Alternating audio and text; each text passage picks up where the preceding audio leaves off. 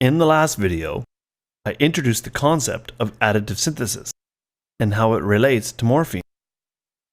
In the next few chapters, I will go on to explain the sections of morphine's interface and navigate the various menus and controls that you will find as you move about.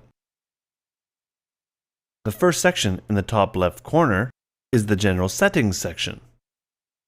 It is here that you'll load and save any patches that you have, or any that you might create. To get a feel of what Morphine is capable of, you can work your way through a bank of presets by using the two arrow controllers here. And to switch to another bank of sounds, you just need to click anywhere on this section and it will call up the bank list. You can set your polyphony here also, which allows you any settings between mono and having the ability to play 32 notes simultaneously. It is a good idea to set this to the lowest level you can, since the lower the setting, the less processing power that Morphine will use.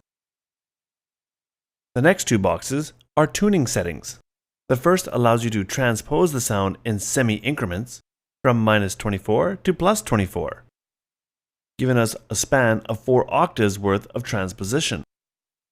Fine tuning is also possible by using the fine control, which allows you to transpose in cents from -100 to +100.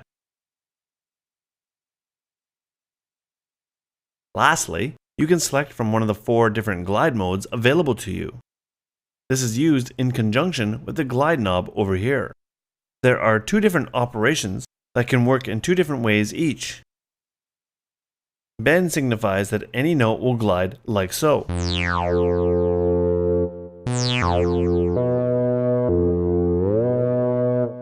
Whereas held means the glide will only kick in after you start by holding a key, and then while holding that key, you press another one, then the sound will glide between the 2 notes.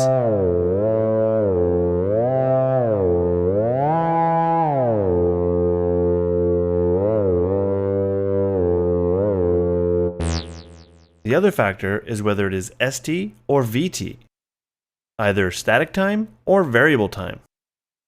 This differentiates how the glide itself will work, whether it'll take a fixed time to jump between the notes, increasing the rate of glide, the weight of the gap between the notes are, or whether it will glide at a fixed rate, increasing the length of the slide, the weight of the gap between the 2 notes,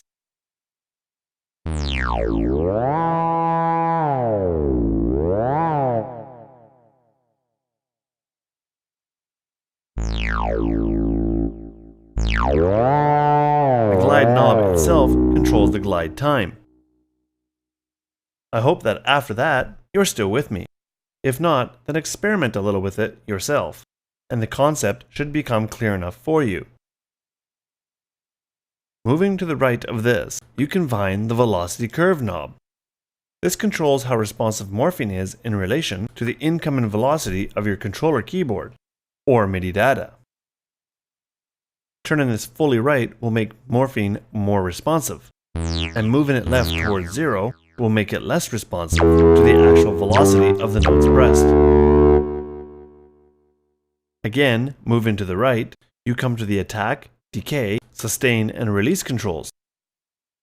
These allow you to shape the overall sound coming out of Morphine. In particular, it is used to control the volume of the sound over time. The attack control changes the length of time it takes the sound to reach its maximum volume when the key is pressed. The decay control changes the length of time that it will take the volume to reach the sustain level. The sustain level controls the level of amplitude that the sound will have once the attack and decay periods have passed. It will keep this volume while the key is being pressed. And finally, the release control controls the amount of time it will take for the sound to reach silence once again. These controls, when grouped like this, are commonly called ADSR envelopes, and are very common in most forms of synthesis. Lastly, in the top right hand corner, we have the master controls, and these allow you to control the volume output from Morphine, as well as having a drive control to control the amount of distortion that is applied to your sound.